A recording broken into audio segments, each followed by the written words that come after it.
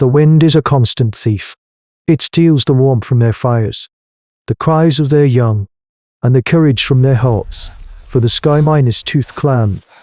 The world is a vertical line drawn between terror below and terror above.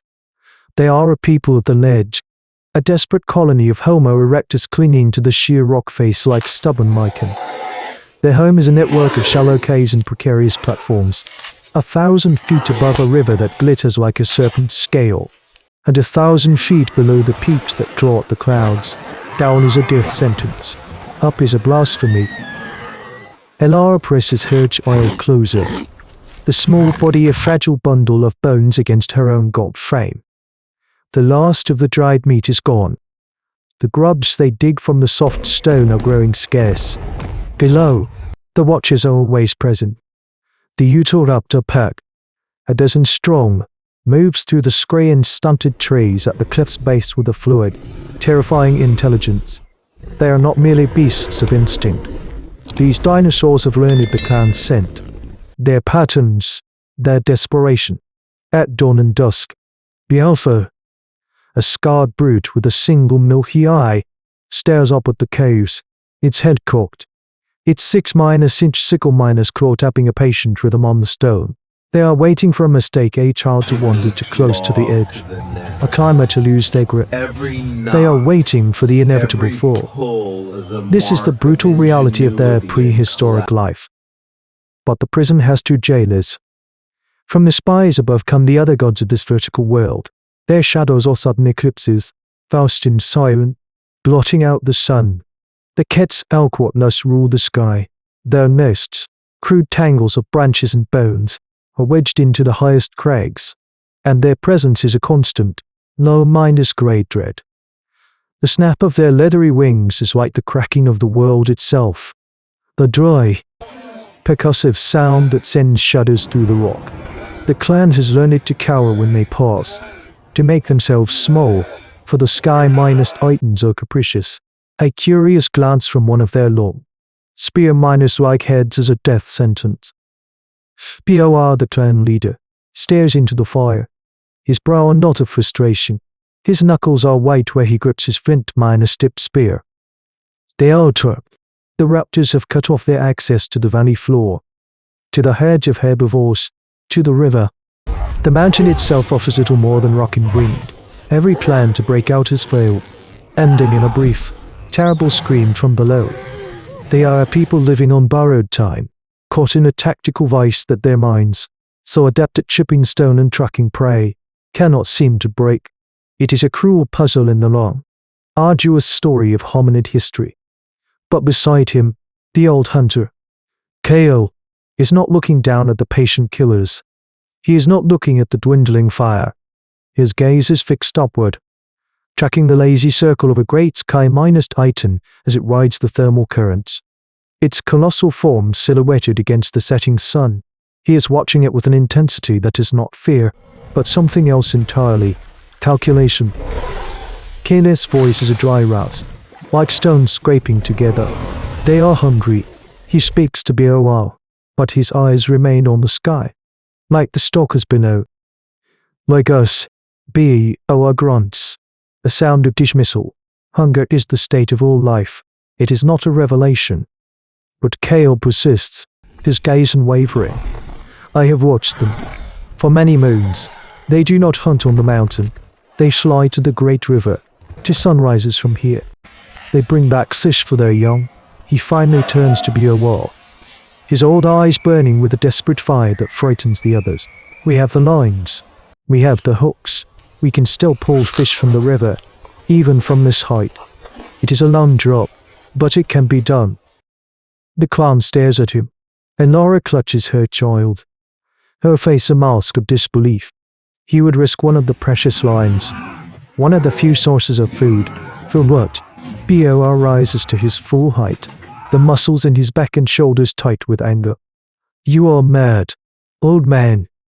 You would feed the monsters that could pluck you from this rock like a grub. The murmur of agreement is a low growl in the cave. Fear is a stronger god than hunger. To them, these are not just prehistoric animals. They are avatars of death. We do not feed them from fear. Kale counters, his voice rising. We feed them from thought. The raptors below, they are a lock. The titans above, they could be the key. He sketches in the dust with a charred stick a cliff. A man, a great winged beast. He draws a fish passing between them. We show them we are not prey. We show them we are useful. It is a concept so alien, so against every instinct screaming for survival, that it hangs in the air like a mad prophecy. The first glimmer of a potential symbiosis, a word they could never comprehend, born in the mind of a starving hunter.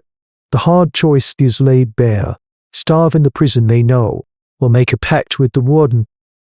Days of bitter argument follow. A child sickens. The raptors grow bolder, testing the lower handholds. Desperation finally gnaws away at their fear. Br concedes. It is Kale himself who must make the offering. He is old. His loss would be a grief, but not a crippling blow to their future.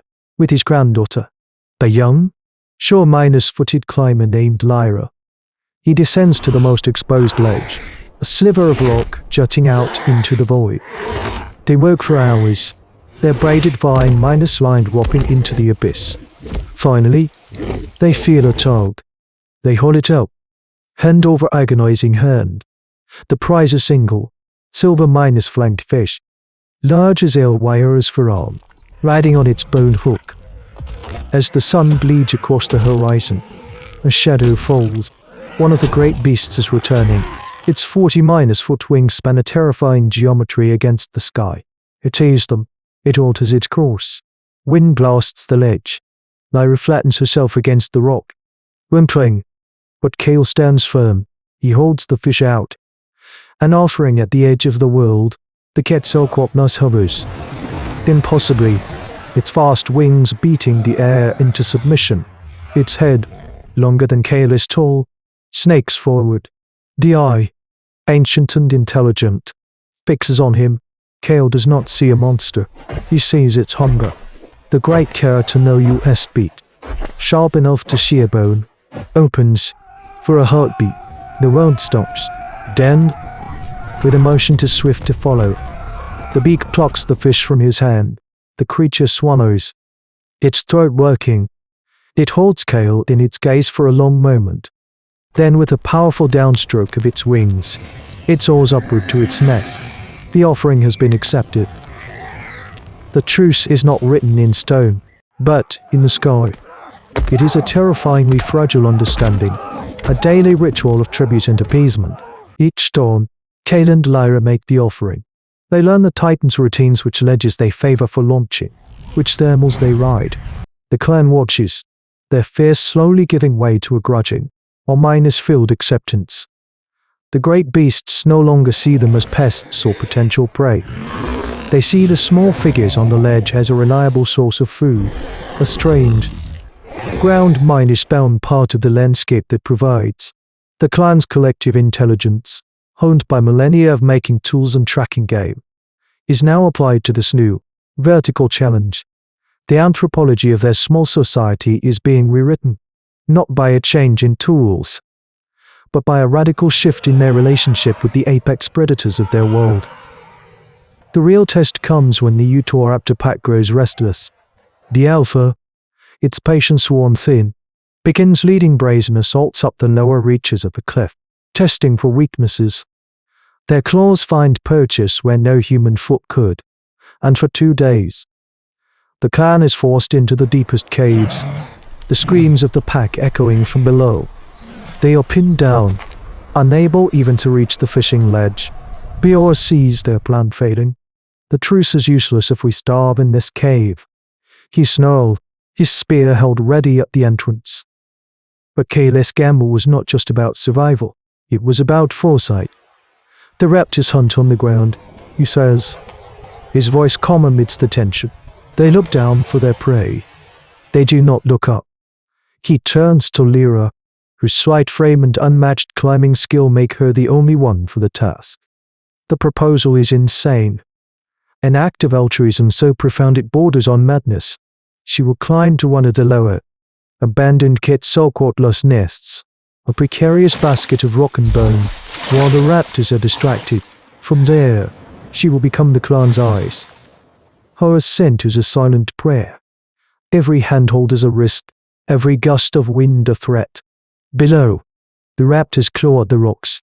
Their guttural hiss is a constant threat. From the nest, a dizzying perch that smells of old kills and high-altitude air. Lyra can see what the clan cannot. She sees the pack's formation, the path the alpha is clearing, the weak point in their assault. She also sees a lone Quetzalcoatlus launch from a high crag, circling. It sees her, a tiny figure in its old home. It dips a wing. A gesture of what? Recognition. Tolerance. This is the core of their new equilibrium. Using a series of calls, they had devised the cry of a hawk for left flank, the whistle of a marmot for pincer attack. Lyra directs the clan's defense. She is their aerial reconnaissance. Beola, Tail, and the other hunters, acting on her calls, rain down boulders and sharpen stakes from above, not with blind fury, but with precision. They anticipate the raptors' moves, forcing them back from the critical handholds. The alpha, enraged and confused by the sudden, coordinated defense, is struck by a heavy stone and retreats, screeching in frustration. The attack is broken. Lyra climbs down, her body trembling, but her spirit forged anew. They have done more than survive. They have used the sky to defeat the earth. This single, desperate act marks a turning point not just for the clan, but in the deep, unwritten saga of human ancestors learning to master their environment through sheer audacity. They have established a compact of wing and spear. The shadows of the great wings no longer bring terror, but a complex, wary respect. The Sky-Tooth clan has not tamed the Sky-Titans. They have simply inscribed themselves into the creature's world, are persistent, intelligent, variable in the brutal calculus of survival. Their hard -1 equilibrium is a testament not to dominance, but to the dawning power of observation and negotiation. They learn it that the jaws of a monster can also be a key, that an offering can be a weapon, that the greatest threats can be turned into the most profound advantages. This is the bedrock of the human story, not the strength of our arms, but the audacity of our minds. From this vertical prison, a new kind of freedom was born, the freedom to think beyond the immediate threat, to see a system where others saw only chaos, to gaze upon a titan not as a god or a demon, but as a potential, terrifying partner. How many such desperate bargains, struck in the lost epochs of prehistory, became the silent, unrecorded victories that allowed our fragile lineage to endure. Their struggle is an echo in our own DNA, a whisper of the courage it took for our ancestors to look at the impossible and ask, what if? This is the chronicle of the unconnect. Listen for the truth in the silence between the heartbeats. And what happens when the sky itself becomes a battlefield?